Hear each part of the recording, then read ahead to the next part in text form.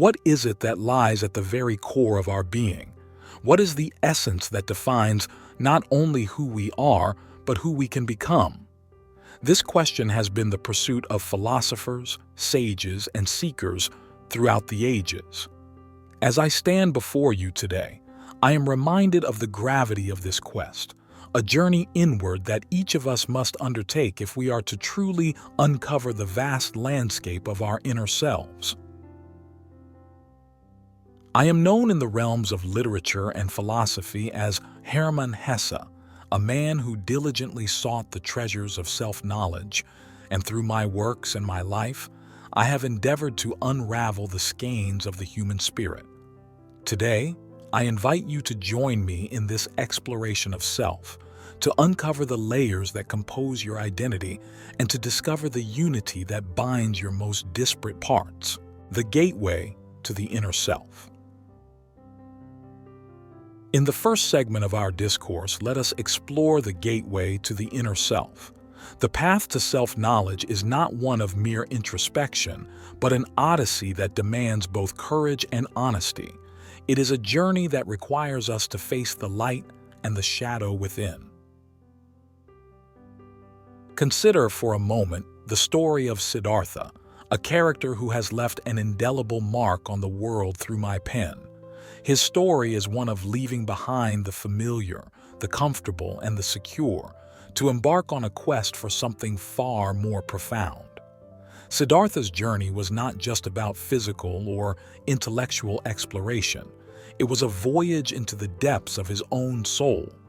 He encountered many teachers, many teachings, but ultimately he learned that the truth he sought could not be taught. It had to be experienced. So, I ask you, have you ever listened to the whisper of your own heart? Have you ever allowed the quiet voice within to guide you beyond the cacophony of societal expectations and norms?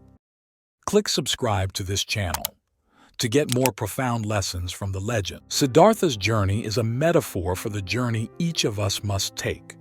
To begin, we must learn to listen. Listening is not a passive act. It is an active engagement with the self. It is in the silence that we often find the loudest truths. In my own life, I have strived to listen attentively to my inner voice, even when it led me down paths less traveled.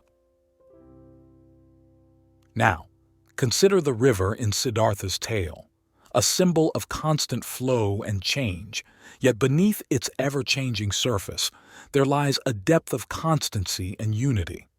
Your own journey to self-knowledge is akin to this river.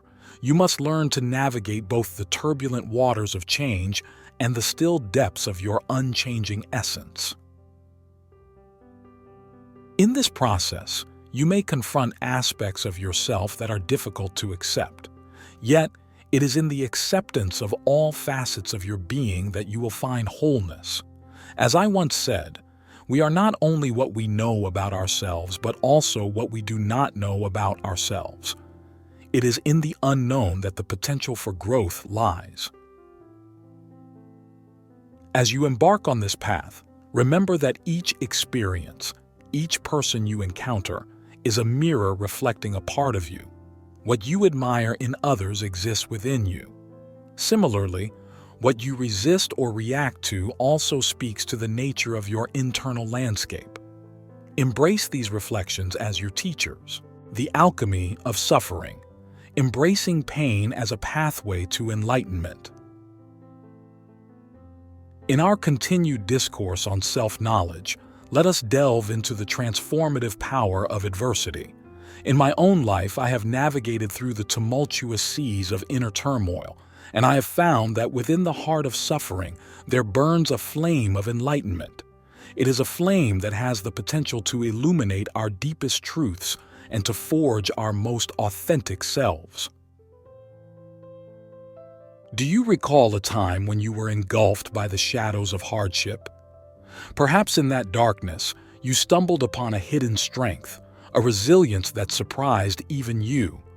It is a universal truth that in our most fractured moments, we are given the opportunity to rebuild ourselves, to piece together a mosaic of our experiences into a portrait of greater wisdom and understanding. I have often pondered the nature of this phenomenon and have come to see that suffering is not a mere obstacle, but a guidepost on the journey to self-awareness. It is a teacher, albeit a harsh one, that demands our attention and respect. The bird flies out of the egg. The egg is the world. Who would be born must destroy a world, I wrote, encapsulating the idea that from the ruins of our previous understandings, new worlds of consciousness are birthed. To engage with your suffering is to engage with a profound aspect of life itself. You must not turn away from this teacher. Instead, engage with it, converse with it, understand its language and messages. In my own life, I have embraced my suffering not as an adversary, but as a companion on my journey to self-knowledge. I have learned to sit with it, to listen to the whispers of wisdom it carries, and to allow it to mold me. As you confront your own suffering, you might feel the urge to escape it, to run from the discomfort it brings. But I urge you, as a seeker of truth, to resist this impulse. Instead, cultivate an inner sanctuary where your suffering can be processed and understood.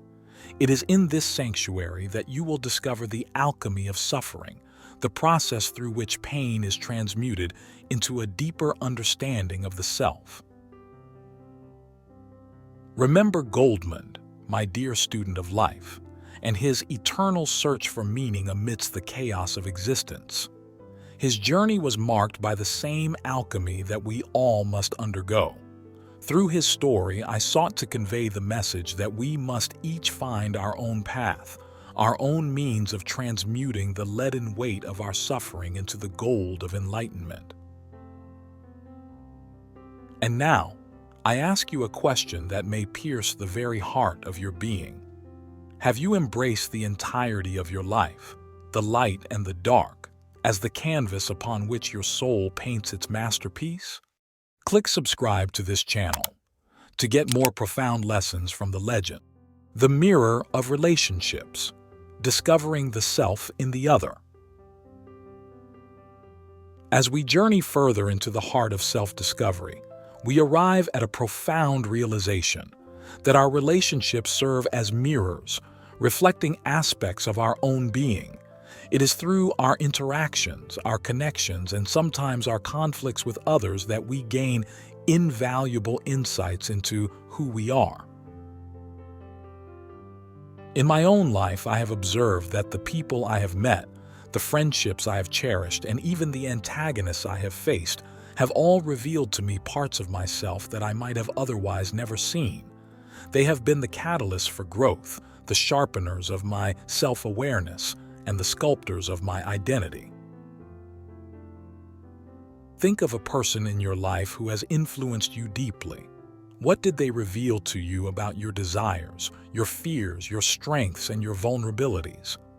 It is in the reflection of the other that we often come to terms with aspects of ourselves we have ignored or denied. In my novel, Demian, I introduced the character of Max Demian, who serves as a pivotal mirror to the protagonist, Emile Sinclair. Through their complex relationship, Sinclair confronts the duality of his nature, the existence of both good and evil within him, and the powerful potential for self-creation. Demian's presence in Sinclair's life is a guiding force, helping him to see beyond the superficial constraints of societal norms and to embrace his true self. As you navigate the waters of your own relationships, I encourage you to look for the lessons they offer about your inner self. Remember that every interaction is an opportunity for self-discovery. The joy, the pain, the harmony, and the discord, all these experiences are threads in the intricate tapestry of your becoming. Do you see yourself clearly in the mirror of your relationships? Can you recognize the parts of yourself that are being reflected back at you, even if they are uncomfortable or challenging to accept? It is through this recognition that you can begin to integrate all parts of yourself into a coherent whole. I also want you to consider the solitary aspect of this journey. While others can serve as mirrors, the deepest understanding comes from within. There will be times when you must retreat into solitude to digest the lessons that your relationships have offered. In these moments of solitude, you will have the space to question, to challenge, and to grow. Let me ask you a profound question, one that may require deep introspection. In the mirror of your relationships, what parts of yourself have you discovered that have profoundly transformed your understanding of who you are? Are you ready to unfold the final chapter of our dialogue on self-knowledge? As we come to the closing chapter of our exploration into the self, it is essential to acknowledge the indispensable role of solitude. While the mirrors of our relationships reveal much, it is often in the quietude of being alone that the deepest transformations take place. Solitude is the sacred ground where the seeds of self-discovery, once planted, can germinate and flourish. In my own pilgrimage through life, I have found that true solitude is not a mere absence of company, but a rich, full presence of the self. It is in those moments of seclusion that I have come face to face with my innermost being, confronted my own depths, and touched the essence of my existence. Reflect on the times when you have been alone with your thoughts and feelings. Have you not felt a profound sense of clarity wash over you? In the silence, unencumbered by the distractions of the external world, you can hear the subtle voice of your inner wisdom. This is the voice that guides you towards your true path, your personal legend, as I have endeavored to describe through my characters and narratives. In the stillness of solitude, the cacophony of society's demands fades away, and you are left with the purity of your own consciousness. Here, you can examine the threads of your life, discerning which are woven from your own desires and which from the expectations of others. It is a process of sifting and sorting, of embracing and discarding. Click subscribe to this channel to get more profound lessons from the legend. I have often emphasized the duality of our nature, the existence of both light and shadow within us. It is in solitude that we can engage in the delicate dance of integrating these polarities. Just as Siddhartha sat by the river and listened to its many voices, so too must you learn to sit with your own inner stream of consciousness, attentive to its myriad whispers and roars. And yet, solitude is not the end, but a means to an end. It is the crucible in which your individuality is forged. But the purpose of this forging is to return to the world with a renewed sense of self, ready to engage in the dance of life with authenticity and purpose. So, I ask you now, have you welcomed the sanctity of solitude into your life? Have you allowed it to transform you, to refine your essence, and to bring you closer to the core of who you truly are? As we conclude this journey together, remember that the path to self-knowledge is not linear, nor is it finite. It is an ever-unfolding odyssey that continues as long as the breath of life flows within you. Embrace each step with curiosity and courage, and know that in the quest to understand yourself, you are engaging in the most noble pursuit of all, the sanctuary, within, the sacred quest for inner wholeness. In the quiet corners of my existence, where solitude wraps around me like a cocoon, I've discovered the sanctuary within. It is here that I embark on the most sacred quest of all, the quest for inner wholeness. In the stillness that others might call loneliness, I find a profound companionship with my truest self. As I reflect on my life's journey, I see that the times I have spent in solitude have been instrumental in shaping who I am. In these periods of seclusion, I have been the architect of my own soul, building the foundation of my character brick by brick, away from the noise of the world. Consider the experience of Siddhartha, the protagonist of my novel by the same name. His journey through the cacophony of life's distractions to the serene whispers of the river is a testament to the power of solitude. Alone, by the riverbank, he listens deeply, and in this listening, he finds the unity of all things. This unity is the essence of inner wholeness. In your own search for wholeness, I encourage you to embrace solitude. Let it be your teacher. In the silence, you can confront the fragments of yourself that you have scattered among your many roles and responsibilities. Gather them, piece them together in the quiet of your own contemplation, and in doing so, you will come to know the wholeness of your being. Do not fear these solitary voyages, for they are the passages through which you must travel on your way to self-discovery. Just as a seed must be buried in the dark soil to find its way to the light, so must you immerse yourself in the depths of your inner world to reach the light of understanding. Let me ask you then, have you taken the time to retreat into your inner sanctuary? Have you sat with the silence, allowing it to strip away the superfluous, revealing the core of your being? As we part ways in this dialogue, remember that the journey to self-knowledge is a spiral path. You will circle back to these themes of suffering, relationships, and solitude time and again, each time with a deeper understanding and a fuller heart. With this, we close our thoughtful exchange. May you find in your solitude the seeds of the wisdom you seek, and may they bloom in the gardens of your life with vibrant self-awareness. In the deepest recesses of my soul, where the light of understanding seems but a distant star, I have encountered the luminous abyss. Here, in this profound depth, lies the infinite within, a boundless expanse of potential and truth that defines the essence of my being. As I stand on the precipice of this internal vastness, I am struck by the paradox of its nature. It is an abyss, yet it radiates light, a light that illuminates the darkest corners of my existence, revealing the interplay of my fears and dreams, my regrets and aspirations.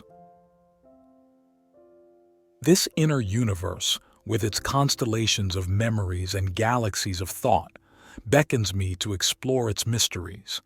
Like an intrepid astronomer mapping the night sky, I chart the patterns of my psyche, seeking to understand the celestial dance of my inner world. Click subscribe to this channel to get more profound lessons from the legend. In my work, I have often depicted characters who grapple with their own internal abyss. In Steppenwolf, for example, Harry Haller navigates the labyrinthine complexities of his dual nature. He is torn between his humanity and his wolf-like instincts, between the mundane and the spiritual. It is through his confrontation with this inner abyss that he ultimately finds a path to self-acceptance. As you journey into your own luminous abyss, I invite you to embrace the vastness of your inner self. Dive into the depths with courage, for within this abyss lies the potential for profound transformation. The existential fear that may arise at the edge of such an exploration is natural, but it is through facing this fear that growth occurs. Have you peered into the abyss of your own soul? Have you felt the vertigo of your infinite depths and the exhilaration of discovering hidden facets of your identity? As our dialogue unfolds further, let us acknowledge that this inner exploration is not a solitary venture. Each of us is a composite of many selves, a symphony of voices that seeks harmony. In acknowledging the multiplicity of our inner experience, we move closer to the unity and wholeness that is the birthright of every conscious being. And so, our exchange continues.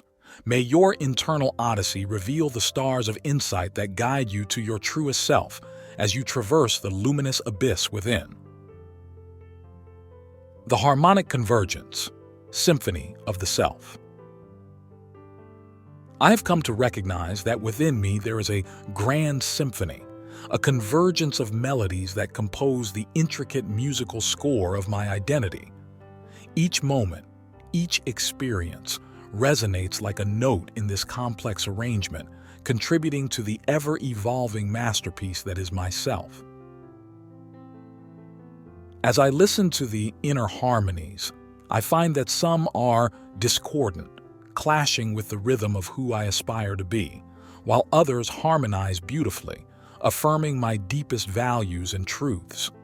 This is the music of my life, and I am both the composer and the conductor, striving to create a harmonious balance amidst the cacophony of my diverse inner voices. In my solitude, I have learned to attune to this music, to appreciate the quiet sonatas of joy and the thunderous requiems of sorrow. I have danced to the tempos of my triumphs and have been stilled by the lulls of my defeats. Each piece, each movement, is essential to the totality of who I am. In the glass bead game, I envisioned a future where all knowledge is integrated into an aesthetic form of play, a game symbolizing the unity of all intellectual and artistic pursuits. This game is a metaphor for the harmonic convergence I seek within myself, the unification of all my life's fragments into a coherent, beautiful whole. I invite you to consider your own life as such a game, as a symphony waiting to be realized. Can you hear the underlying melodies that bind your experiences together? Can you conduct the elements of your life to produce a harmony that resonates with the truth of who you are? As we reach the culmination of our dialogue, I encourage you to embrace the totality of your being, the light and the dark, the dissonance and the consonance. It is within this embrace that you will find the courage to express your own symphony, to live with authenticity and purpose. In the end, the journey of self-discovery is not about achieving perfection, but about learning to play the complex compositions of our lives with grace and passion. It is about finding our place within the grand universal symphony and playing our unique part with all the heart and soul we possess. Click subscribe to this channel to get more profound lessons from the legend.